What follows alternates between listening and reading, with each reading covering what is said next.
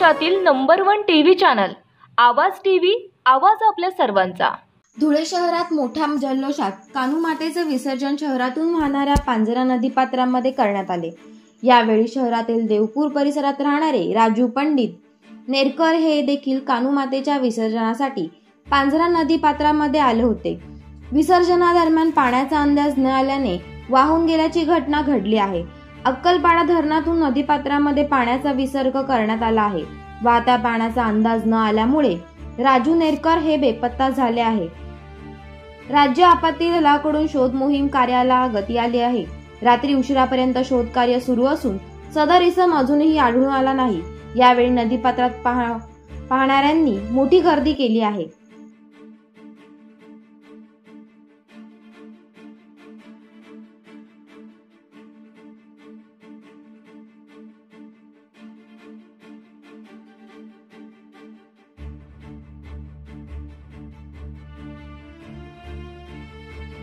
मुझे मारो नहीं ताना दे भोले का दीवाना, मुझे मारो नहीं ताना दे भोले का दीवाना, मुझे मारो नहीं ताना दे भोले का